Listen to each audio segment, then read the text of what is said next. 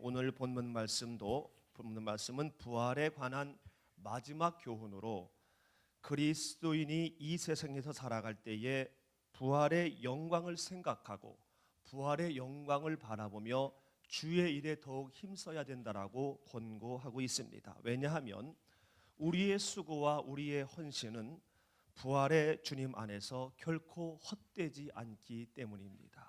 그러면서 오늘 본문 58절 말씀이 제 마음에 들어왔는데 같이 한번 읽지요. 시작. 그러므로 내 사랑하는 형제들아 견실하며 흔들리지 말고 항상 주의 일에 더욱 힘쓰는 자들이 되라. 이는 너희 수고가 주 안에서 헛되지 않은 줄 알미라. 아멘. 어떤 상황에서도 부활하신 주님을 생각하고 부활하신 주님을 바라보며 견실하고 흔들리지 말며 더욱 주의 일에 힘쓰는 저와 여러분이 되어야 할 줄로 믿습니다. 그런데 인생 가운데에 이러한 삶을 살기란 그리 만만치가 않습니다. 그래서 견실하고 흔들리지 않으며 주의 일에 더욱 힘쓰는 변화된 삶을 살기 위해서는요, 그 어떠한 소망이 필요합니다. 그 어떠한 소망이 필요한데 그 소망이 바로 뭐냐면 따라합니다. 영생히 산다라는 거예요. 영원히 산다라는 거예요. 70, 80, 90이 아니라 영원히 산다라는 거예요. 영원히 산다라는 거예요. 할렐루야. 여러분, 우리가 전도한다라는 것이 바로 뭐냐면, 복음을 전한다는 것이 바로 뭐냐면, 모든 사람은 우리 인생이 70, 80, 90에서 끝난다고 생각을 하기 때문에 거기에 전력을 다하며 때로는 부정한 방법도 이렇게 행하는 것을 보게 됩니다. 그런데 그렇지 않다. 인생 70, 89 이후에 영원한 영생이 있다. 인생 다음에 영생이 있다는 것을 알리는 것이 바로 전도 아니겠습니까? 어떠한 상황에서도 우리는 이 사실을 내 주변에 알지 못하는 사람들에게 전하고 알리는 그러한 일들을 우리가 행해야 할 줄로 믿습니다. 여러분, 인간을 비참하게 하는 것이 무엇입니까? 물질적인 어려움? 이거 참 비참합니다. 또한 관계의 얽힘, 이것 또한 굉장히 비참해요. 내외 간의 관계가 어려워지고 형제 간의, 이웃 간의 혹은 교우 간의 관계가 얽혀지면은요, 이거 참 비참하고 힘듭니다. 그리고 원치 않는 병으로 인하여서 너무 힘들어요. 이것도 비참해요. 그런데 이보다 가장 최악의 비참함이라는 것은 바로 뭐냐면 죽음입니다. 죽음이라는 것은 인생에 있어서의 최고의 비참함인 거지요. 죽음하면은 끝이 생각납니다. 끝났다. 그렇습니까? 육신적인 면에서 볼 때는 맞습니다. 끝이에요. 보고 싶어도 볼 수가 없어요. 저는 우리 엄마를 너무 좋아하는데 볼 수 없어요. 너무 보고 싶은데. 왜냐하면 돌아가셨기 때문에. 만나는 걸 먹고 싶어도 먹을 수가 없고요. 어디를 가고 싶어도 갈 수가 없습니다. 끝인 거예요. 왜 이렇게 죽을 수밖에 없을까? 오늘 56절 말씀에 보니까 죄 때문에 그렇대요. 죄 때문에. 사망이 쏘는 것이 죄라는 거예요. 인간에게 사망을 가져다 준 것이 바로 죄이고 또한 죄를 정하고 죄를 드러나게 하는 것이 바로 율법이라는 겁니다.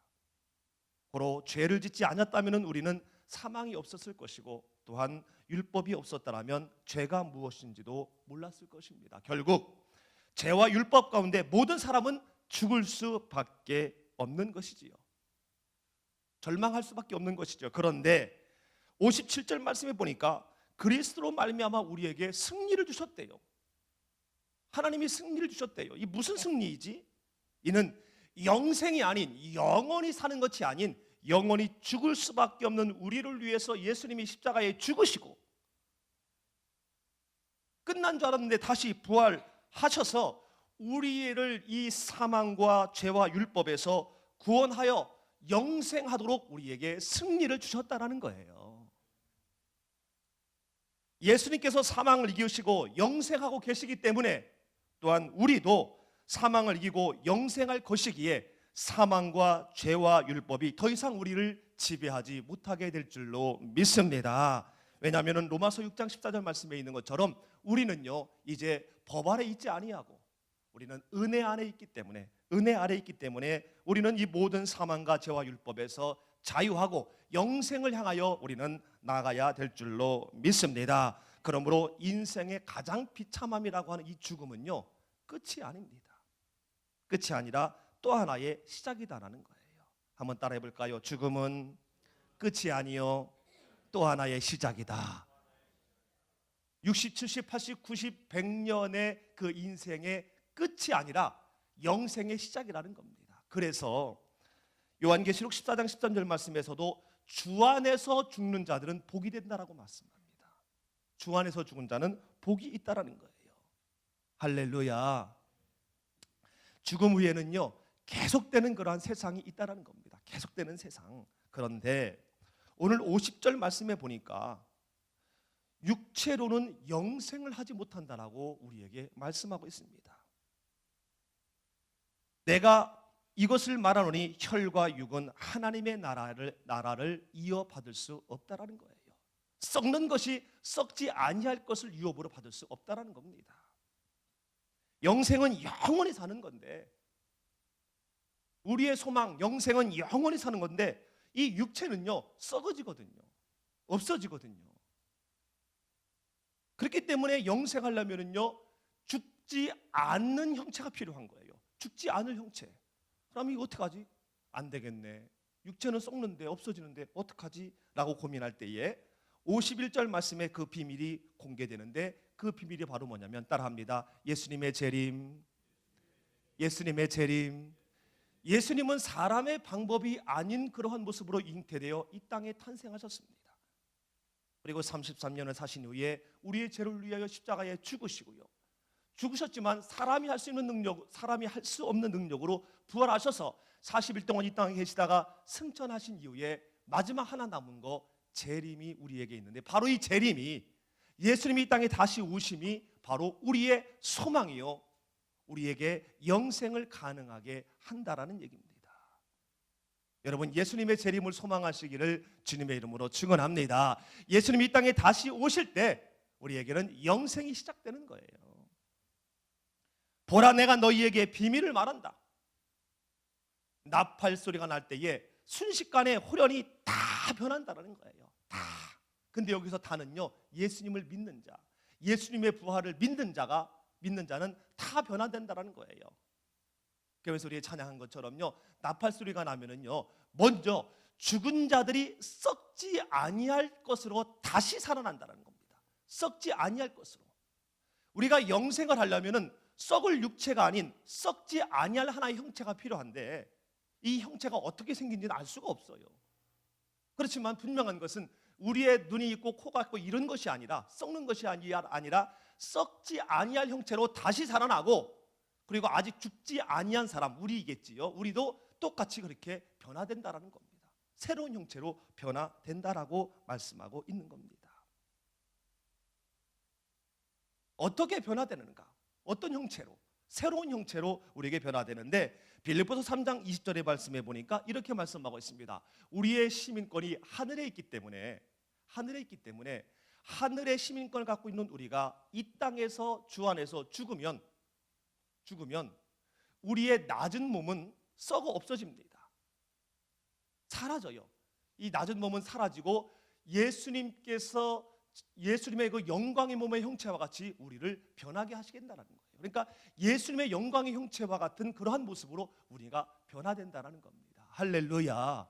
그러므로 썩을 육체로는 우리가 영생을 할 수 없는데, 이렇게 이 낮은 몸이, 썩을 몸이 영광의 몸의 형체로 변하기 때문에 우리는 영생이 가능하다라는 거예요. 할렐루야. 그러므로 우리 좌우에 있는 분들하고 이렇게 인사합니다. 당신은 영생할 수 있습니다. 당신은 영원히 살 수 있습니다. 할렐루야. 그러므로 우리가 죽어도 우리는 부활체로 변하게 될 것입니다. 그리고 내가 살아 있어도 우리는 영광체로 변화된다라는 거예요.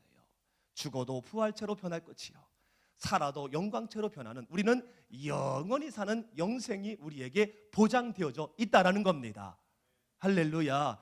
내가 영원히 살 수 있다라는 이 소망, 이것은 분명한 소망이요, 우리가 견실하고 흔들리지 아니하고 주 안에서 더욱 힘쓰는 일을 할 수 있는 소망이 될 수 있다라는 겁니다. 그러므로 우리가 부활체로 영광체로 변할 것이기 때문에 이 땅에서도 우리의 삶이 변화해야 될 줄로 믿습니다.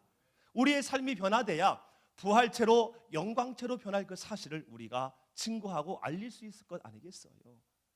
여러분, 예수님을 믿으십니까? 예수님의 부활을 믿으십니까? 그렇다면 어제의 삶과 오늘의 삶은 달라야 됩니다. 영생을 보장받은 사람이라면 달라야 될 거 아니겠습니까? 생각하는 것도 좀 달라야 되고요, 말하는 것도 좀 달라야 되고요, 습관도 좀 달라야 됩니다.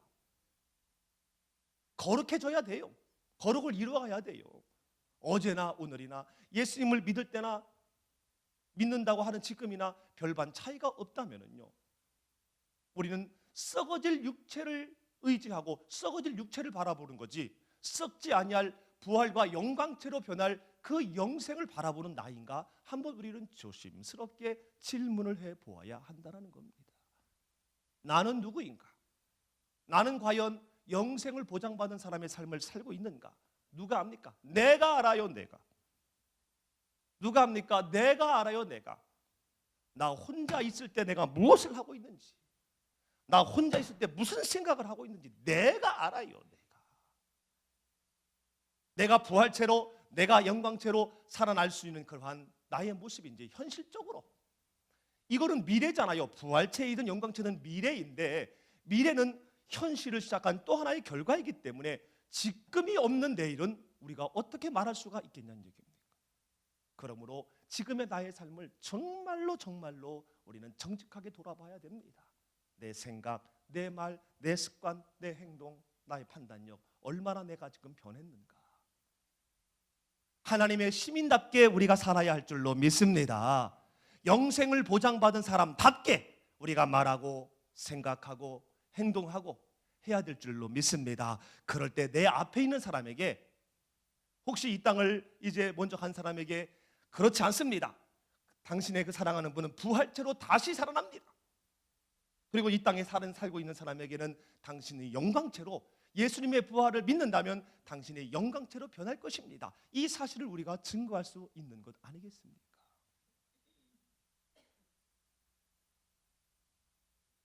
(58절) 말씀에 견실하고 흔들리지 말고 주의 일에 더욱 힘쓰는 자들이 되라고 우리에게 말씀하고 있는데, 헛되지 않기 때문에 우리는 이 영생을 보장받은 사람이라는 그 사실을 분명히 기억을 하고요, 여러분, 정말로 현실적으로 우리는 견실해야 할 줄로 믿습니다.